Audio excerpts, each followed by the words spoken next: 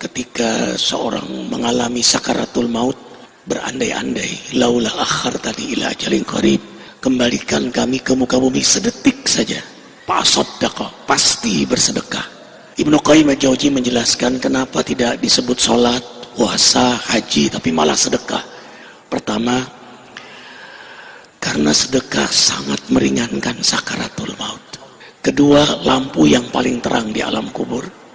Yang ketiga, pintu surga yang paling besar terbuka adalah as-sakhaya, yang dilewati oleh orang dermawan. Kemudian yang keempat, tanda ibadah diterima adalah senangnya sedekah. Yang kelima, paling sulit menghadapi hisab adalah harta. Dari mana harta didapat dan dikemanakan. Maka bersyukurlah hamba Allah yang mensedekahkan jariah hartanya, walau dia wafat, harta itu terus mengalir.